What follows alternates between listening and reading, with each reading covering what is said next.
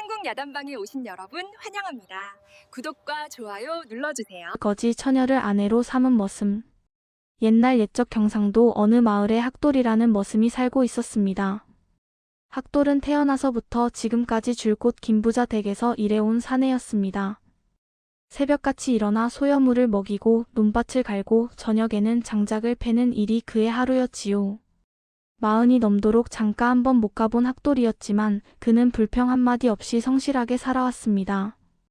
김부자 댁 식구들은 그런 학돌을 믿고 의지했지요. 내년 추수가 끝나면 방 한 칸과 밭대기 하나쯤은 주겠네. 김부자의 말만 믿고 학돌은 오늘도 묵묵히 일했습니다.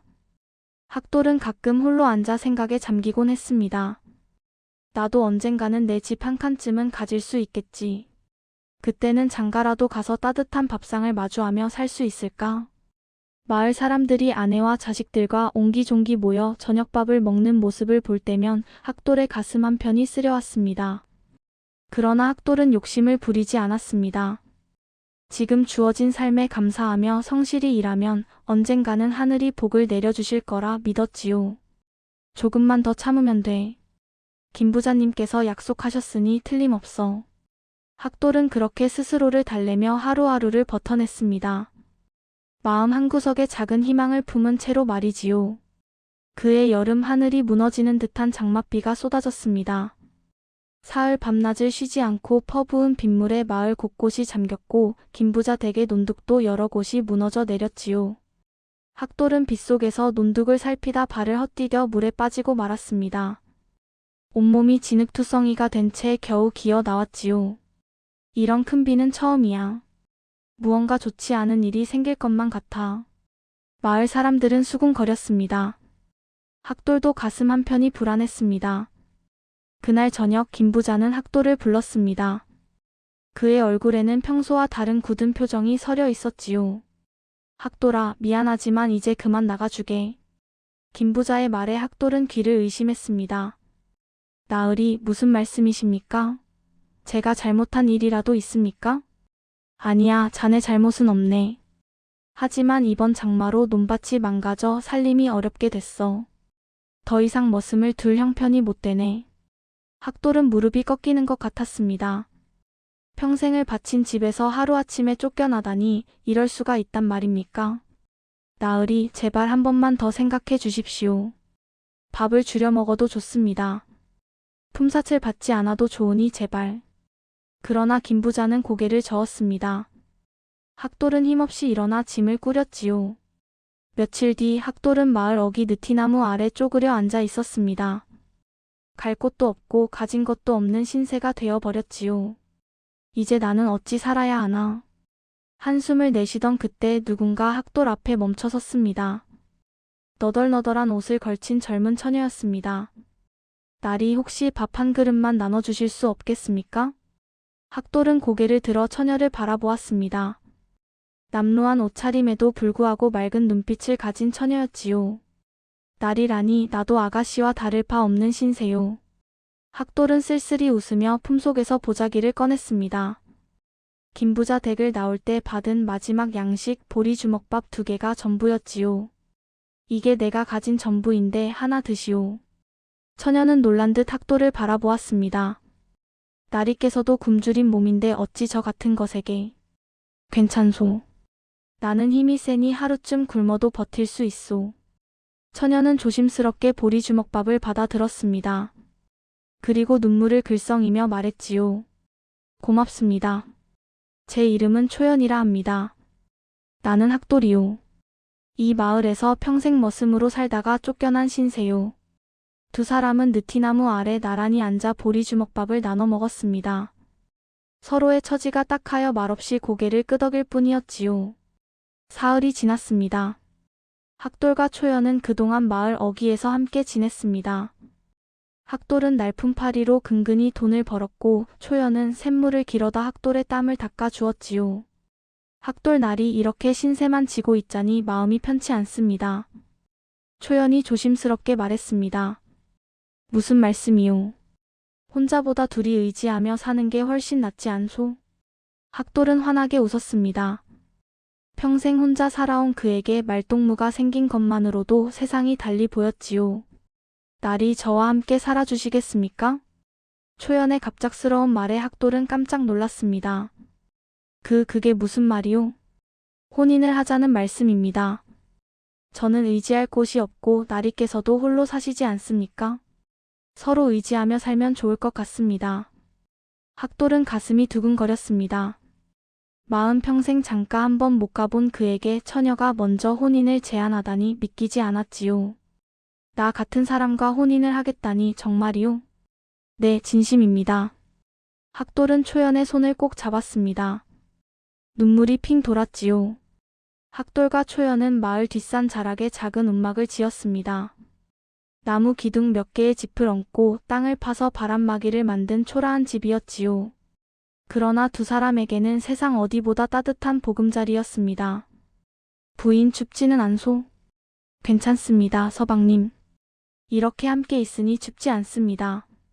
학돌은 초연의 손을 꼭 잡았습니다. 거친 손이었지만 따뜻했지요. 밤이면 두 사람은 화롯불 앞에 마주 앉아 이야기를 나눴습니다. 학돌은 평생 머슴살이를 하며 겪은 일들을 들려주었고 초연은 조용히 귀 기울여 들었지요. 서방님, 어쩌다 나 같은 거지 처녀를 아내로 맞으셨는지 후회하지 않으십니까? 초연이 조심스럽게 물었습니다. 무슨 소리요? 당신은 내게 세상에서 가장 소중한 사람이요. 평생 혼자 살 줄만 알았는데 이렇게 따뜻한 밥상을 마주할 수 있다니 꿈만 같소. 학돌의 말에 초연의 눈가가 촉촉이 젖었습니다. 저도 마찬가지입니다. 세상 어디에도 의지할 곳 없던 제게 서방님은 하늘이 내려주신 은인이십니다. 두 사람은 서로를 꼭 껴안았습니다. 비록 가진 것은 없었지만 서로가 있어 행복했지요. 움막 밖으로 차가운 바람이 불어왔지만 움막 안은 봄날처럼 따뜻했습니다. 마을 사람들의 수군거림이 시작된 것은 그때부터였습니다. 저것 좀 보게. 머슴 주제에 거지 계집을 아내로 삼았다니. 둘이 모여봤자 거지는 거지지. 굶어 죽을 날만 기다리면 되겠어. 장터에 나갈 때마다 학돌은 사람들의 손가락질을 받았습니다. 초연 역시 샘물을 기르러 갈 때마다 마을 아낙네들의 비웃음을 들어야 했지요. 쯧쯧, 어디서 굴러온 계집인지도 모르는데 혼인을 하다니. 학돌이도 참 어리석어. 그러던 어느 날 김부자가 학돌을 불렀습니다. 학돌아, 자네가 거지 처녀를 아내로 삼았다며?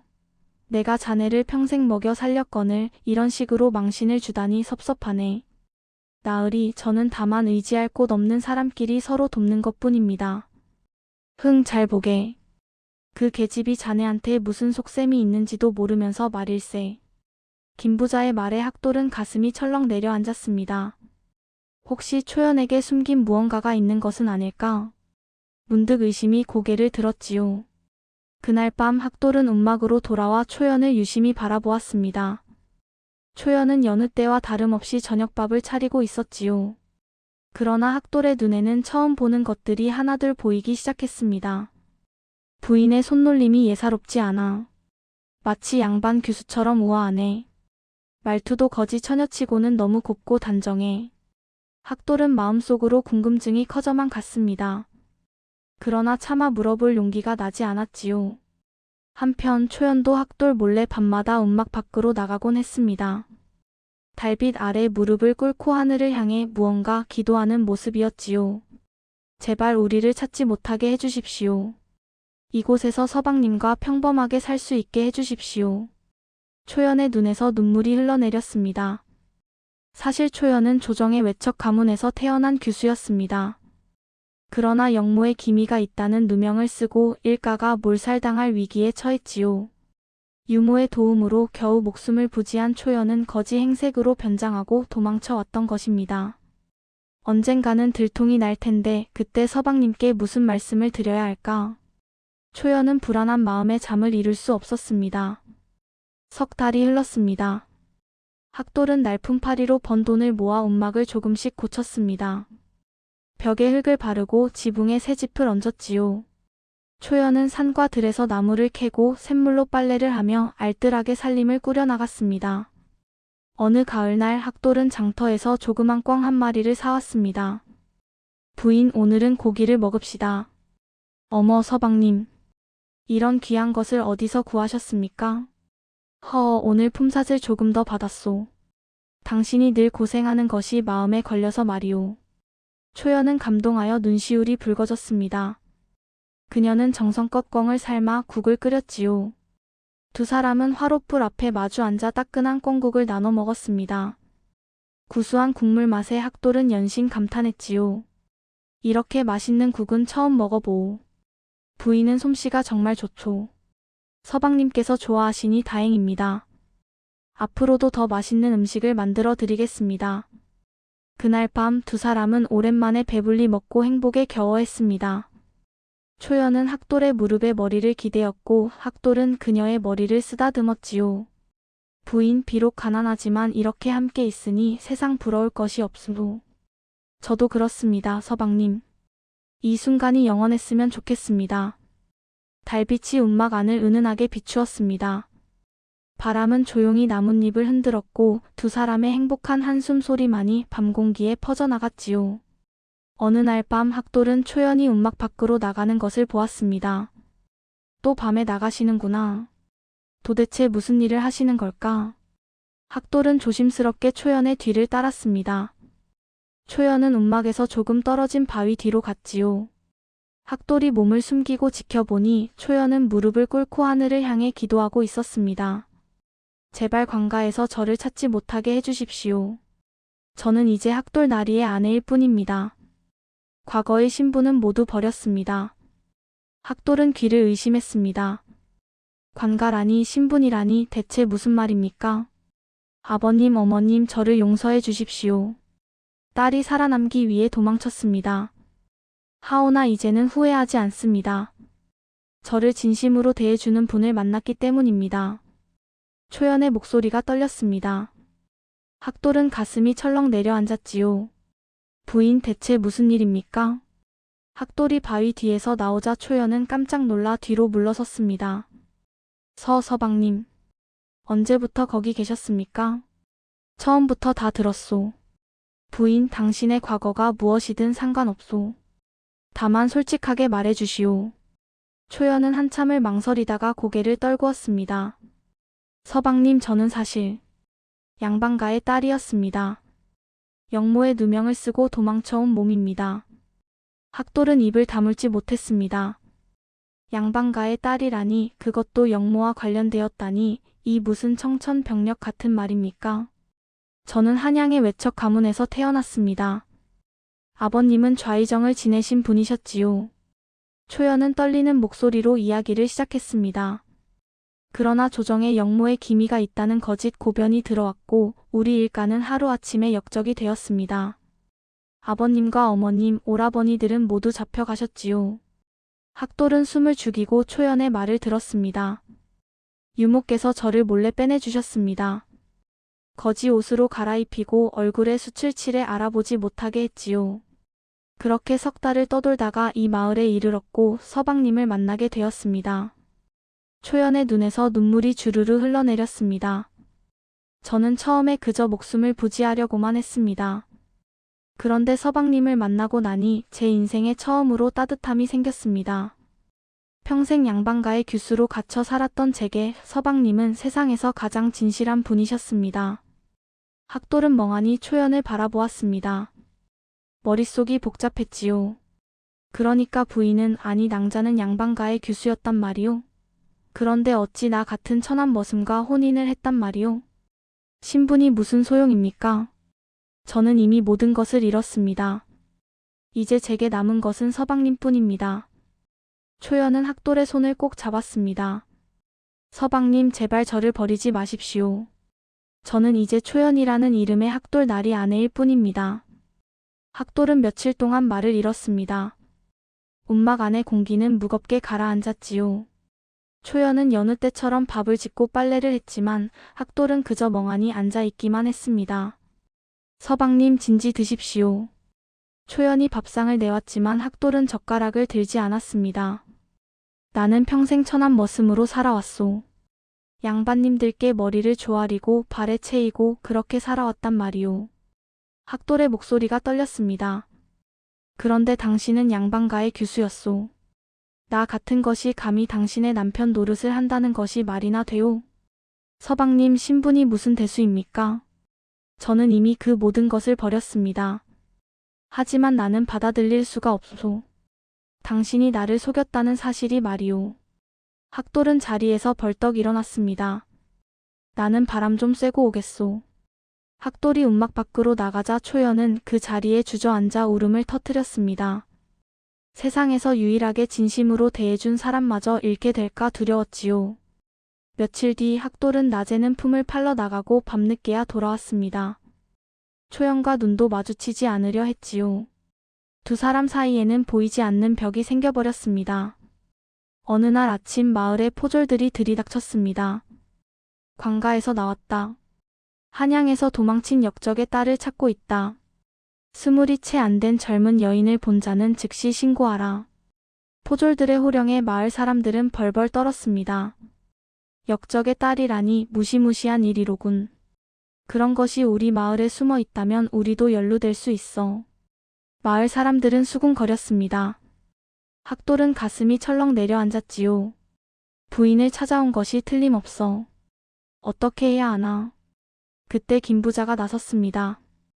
포졸나리 혹시 그 여인의 인상착의를 좀 더 자세히 알려주시겠소?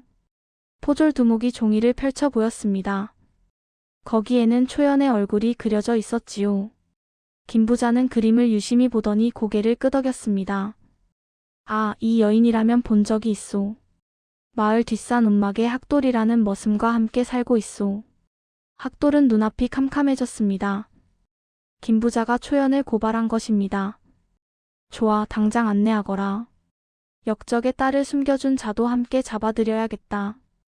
포졸들은 칼을 뽑아 들고 움막을 향해 달려갔습니다.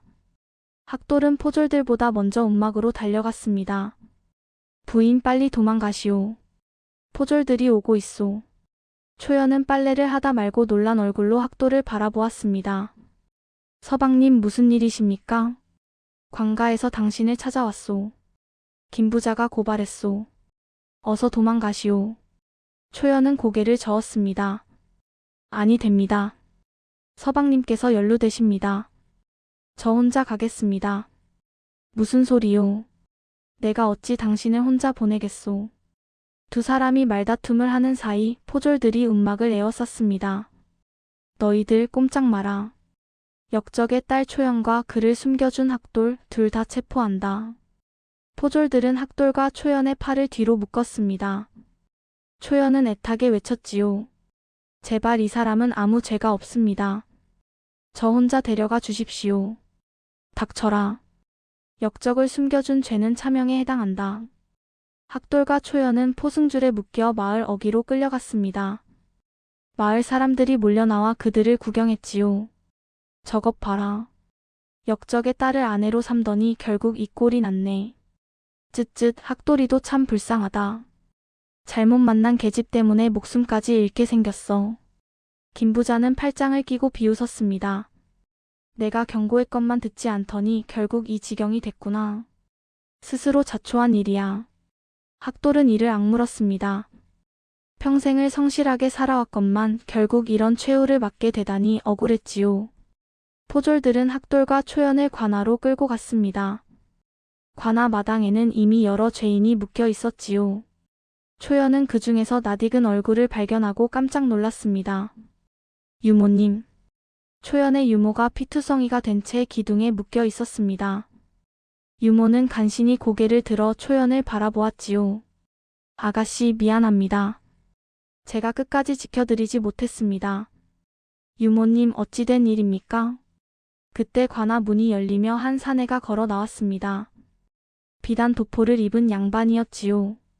초연 오랜만이구나. 초연은 그 사내를 보자 온몸이 굳어버렸습니다. 이충배. 이충배는 조정의 고관이자 초연의 일가를 역적으로 몰아 멸문시킨 장본인이었습니다. 내 아버지가 역모를 꾸몄다는 증거를 내가 만들었지. 덕분에 그의 재산과 관직이 모두 내 것이 되었어. 참으로 고마운 일이야. 이충배는 비웃으며 말했습니다. 그런데 네가 살아남아 도망쳤다더구나. 걱정했는데 잘 됐어. 이제 너도 처형하면 깨끗하게 끝나겠지. 초연은 분노로 온몸이 떨렸습니다. 이충배, 네가 거짓 고변으로 우리 집안을 멸문시켰구나. 초연의 목소리가 떨렸습니다. 거짓이라니 무슨 말이냐? 역적의 딸 주제에 어디서 헛소리냐? 이충배는 포졸들에게 눈짓했습니다. 저 계집을 형틀에 묶어라. 그리고 저 머슴놈도 함께 묶어라. 역적을 숨겨준 죄로 함께 벌을 받게 하라. 포졸들이 학돌과 초연을 형틀에 묶으려 할 때 갑자기 관아 밖에서 말발굽 소리가 요란하게 들려왔습니다. 관군이 지나간다. 모두 비켜라. 관아 문이 활짝 열리며 수십 명의 관군이 말을 타고 들어왔습니다. 그 선두에는 금관을 쓴 고관이 서 있었지요. 선정관 대감님. 이충배는 황급히 절을 올렸습니다. 선정관은 말에서 내려 천천히 이충배 앞으로 걸어왔습니다. 이충배, 네가 외척 가문 송판서 일가를 모함하여 멸문시켰다는 증거가 발견되었다. 임금님께서 내 놈을 당장 잡아오라 명하셨다. 이충배는 얼굴이 하얗게 질렸습니다. 대감님. 무슨 말씀이십니까? 저는 충성스러운 신하입니다.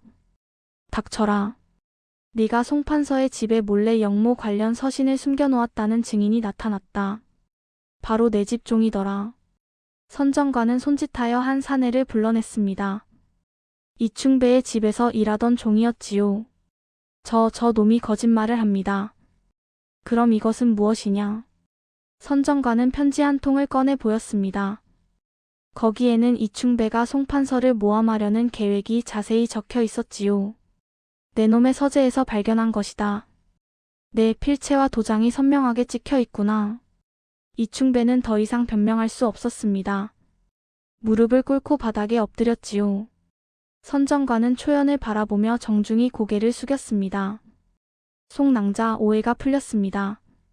선친께서는 역적이 아니셨습니다. 오히려 이충배의 간계에 희생당하신 충신이셨지요. 초연은 눈물을 흘렸습니다. 마침내 아버지의 억울함이 풀린 것입니다. 그리고 임금님께서 특별히 명하셨습니다. 송낭자를 공주로 책봉하시고 송판서 일가의 명예를 회복하시겠다고 말씀하셨습니다. 선정관의 말에 관아 안에 모든 사람이 놀랐습니다. 학돌은 더욱 놀라 입을 다물지 못했지요. 공주라고요? 초연은 사실 선왕의 후궁이 낳은 딸이었습니다. 어린 시절 송판서에게 맡겨져 키워졌지만 왕실의 혈통이었던 것이지요. 송낭자께서는 선왕의 마지막 혈육이십니다. 임금님께서는 그동안 낭자를 찾지 못해 애태우셨습니다. 선정관의 말에 모든 사람이 무릎을 꿇었습니다. 초연은 믿기지 않는다는 표정으로 고개를 저었습니다. 아니 됩니다. 저는 이미 학돌 나리의 아내입니다. 공주가 될 수 없습니다. 선정관은 난처한 표정을 지었습니다. 그러나 낭자 임금님의 명을 거역할 수는 없습니다. 초연은 학돌을 돌아보았습니다. 학돌은 여전히 형틀에 묶인 채 멍하니 서 있었지요. 서방님, 저는 서방님을 버릴 수 없습니다. 신분이 무엇이든 상관없습니다.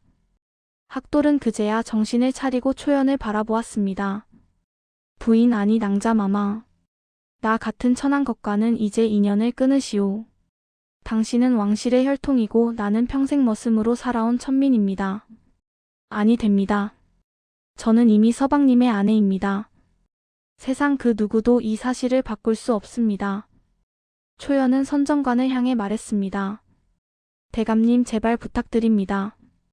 저를 그냥 학돌 나리의 아내로 살게 해주십시오. 선정관은 깊은 한숨을 내쉬었습니다. 낭자마마 그럴 수는 없습니다. 하오나 임금님께서는 자애로우신 분이십니다.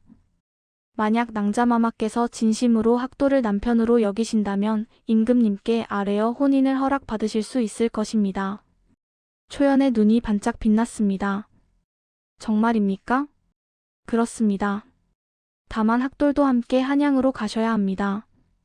임금님께 직접 인사를 올리고 정식으로 부마의 자격을 얻으셔야 하지요. 학돌은 어안이 벙벙했습니다. 평생 머슴으로 살던 자신이 공주의 남편이 될 수 있다니 이것이 꿈인지 생시인지 분간할 수 없었지요. 선정관은 포졸들에게 명했습니다. 이충배를 당장 결박하라. 충신을 모함하고 왕실의 혈육을 위험에 빠뜨린 죄는 능지처참에 해당한다. 포졸들이 이충배를 묶자 그는 발버둥 치며 애원했습니다. 살려주십시오. 제가 잘못했습니다. 제발 목숨만은 살려주십시오. 내 놈이 송판서 일가를 멸문시킬 때는 조금도 자비를 베풀지 않았지. 이제 와서 목숨을 구걸하다니 염치가 없구나. 선정관은 차갑게 말했습니다. 초연은 이충배를 내려다보았습니다. 증오가 치밀어 올랐지만 동시에 허무함도 느껴졌지요. 이충배, 네가 우리 집안을 멸망시켰을 때 나는 세상이 무너지는 줄 알았다. 하지만 그 덕분에 나는 진짜 소중한 것이 무엇인지 깨달았다. 초연은 학돌의 손을 꼭 잡았습니다. 신분도 재산도 권력도 모두 하루아침에 사라질 수 있다. 하지만 진심으로 나를 아껴주는 사람의 마음은 영원하다는 것을 배웠다. 이충배는 고개를 숙인 채 아무 말도 하지 못했습니다. 김부자도 포졸들에게 끌려왔습니다. 나으리, 저는 역적을 고발한 공이 있습니다. 상을 받아야 하지 않습니까? 선정관은 김부자를 노려보았습니다. 내 놈은 주군을 배신하고 무고한 사람을 모함했다. 곤장 50대에 처하고 재산을 몰수한다. 김부자는 얼굴이 새하얗게 질렸습니다. 평생 모은 재산을 모두 잃게 된 것이지요. 석 달 뒤 학돌과 초연은 한양의 큰 저택에서 살게 되었습니다. 임금께서는 초연을 정식으로 공주로 책봉하시고 학돌을 부마로 삼으셨습니다. 또한 학돌에게 벼슬과 넉넉한 녹봉을 내려주셨지요. 하루아침에 머슴에서 양반이 된 학돌은 여전히 어색했습니다. 비단 옷을 입고 하인들의 시중을 받는 것이 낯설기만 했지요. 부인, 이 모든 것이 꿈만 같소. 내가 정말 이런 삶을 살아도 되는 것이오? 초연은 환하게 웃으며 학돌의 손을 잡았습니다. 서방님, 이것은 하늘이 서방님께 내려주신 복입니다. 평생 성실하게 살아오신 대가이지요. 학돌은 고개를 저었습니다. 아니요. 이것은 당신을 만난 덕분이요. 당신이 아니었다면 나는 여전히 마을 어귀에서 신세를 한탄하고 있었을 것이요. 두 사람은 서로를 마주보며 미소 지었습니다. 학돌은 비록 부마가 되었지만 검소함을 잃지 않았습니다. 가난한 백성들에게 쌀을 나눠주고 의지할 곳 없는 이들에게 일자리를 만들어 주었지요. 나도 한때는 아무것도 가진 것 없는 신세였소. 그때의 마음을 잊지 말아야 하오. 초연도 궁궐에서 화려한 삶을 누리는 대신 학돌과 함께 백성들을 돕는 일에 힘썼습니다. 어느 날 저녁 두 사람은 저택들에 앉아 달을 바라보았습니다. 서방님, 우리가 처음 만났던 느티나무 아래가 그립지 않으십니까? 물론 그립소. 하지만 그때보다 지금이 더 행복하오. 당신과 함께 있으니 말이오. 초연은 학돌의 어깨에 머리를 기댔습니다. 달빛이 두 사람을 은은하게 비추었지요. 옛말에 백절불굴이라는 말이 있습니다. 어떠한 난관에도 굽히지 않고 이겨나간다는 뜻이지요. 학돌과 초연은 신분의 차이와 역경을 이겨내고 진정한 사랑을 지켜냈습니다. 또한 겉모습만 보고 사람을 판단해서는 안 된다는 교훈을 우리에게 전해주고 있습니다. 다음 영상을 빠르게 만나보시려면 좋아요와 구독을 눌러주세요. 그럼 더 재미있는 영상으로 찾아뵙겠습니다.